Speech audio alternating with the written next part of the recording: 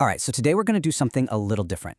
We are going to look inside a venture capital pitch for a company that thinks it's figured out the key to unlocking the true creator economy. It's called StreamPay, and their entire goal is to fix a billion-dollar problem with a solution that feels, well, like one-tap magic. Let's get into it. You know, any great pitch starts with a really shocking problem, and StreamPay kicks off with this number. So imagine you're a creator, right? Now, what if I told you that 90% of your fans, these are people who genuinely want to give you money, just give up right at the checkout? According to StreamPay, this isn't some hypothetical, it's the actual reality for creators right now. So why? Why is this happening?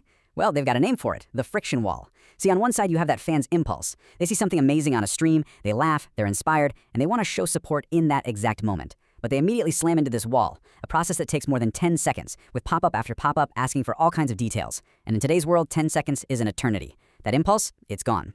Now, here's where the problem gets even worse. For that tiny 10% of fans who actually manage to climb over that friction wall, just look at where their dollar actually goes.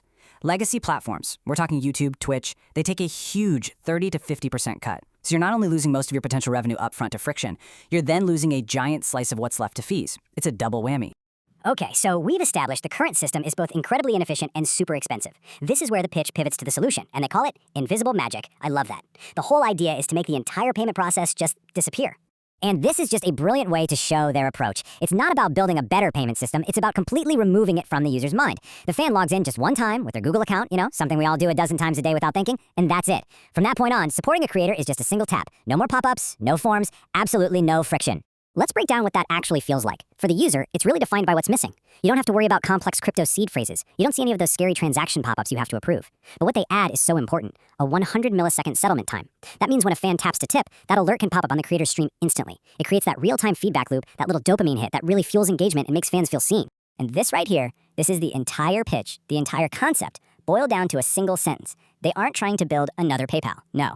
They're trying to turn financial support into a social interaction that's as easy, as thoughtless, and as impulsive as just hitting a like button. Of course, making something look this simple on the outside usually means there is some incredibly powerful technology working behind the scenes.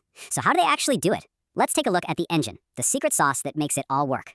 So it really comes down to three key pieces. First, to get that insane speed, they built their own dedicated network. You can think of it like a private highway just for their payments. The technical name is a Initia L2 rollup, but all you need to know is that's what gets them those 100 millisecond settlements. And second is the real magic, something they call session keys. This is the tech that lets a fan log in just once with Google. After that, the app can securely handle all the future one-tap tips without ever needing to ask for a password again.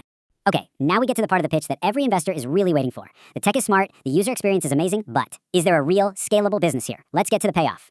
The argument starts with the sheer size of the market. The creator economy, it's not some tiny niche. We're talking about $250 billion industry. And StreamPay's point is that while most crypto projects are busy fighting over a pretty small pool of financial traders, this absolutely massive consumer market is being almost completely ignored by modern payment technology. And this slide, this is the centerpiece of the whole pitch. This is the moment that makes an investor lean forward in their chair. On the left, you've got the old guard, that towering 30 to 50% fee. And on the right, you have StreamPay's model. The visual difference is just, it's designed to be jarring. It makes the legacy platforms look predatory and presents their model as the only fair and obvious alternative. So what is their model? It's radically simple. A flat 1% fee on every single transaction. That's it. The creator keeps 99%. The fan knows exactly where their money is going. The platform is built to run on high volume and low margins, which is exactly the kind of scalable model a venture capitalist wants to hear about. First argument is all about technical readiness. This isn't just an idea on a slide deck. They argue the core tech is already built. It's already deployed as its own dedicated Appchain. It is ready to go, right now. The second reason is their strategy. They make the case that they're one of the very few projects that isn't chasing the super competitive, complicated world of decentralized finance. Instead, they're taking the power of blockchain and applying it to a huge social and consumer problem that hasn't seen any real innovation in years. And finally, their closing argument. This one lands on the user experience. This is their ultimate trump card. They believe they can be the first truly successful blockchain application, where the user has absolutely no idea they're even using a blockchain. The technology is so deeply embedded, so seamless, that for the fan and the creator, it's just completely invisible. And the pitch leaves us with this one, final, really provocative thought.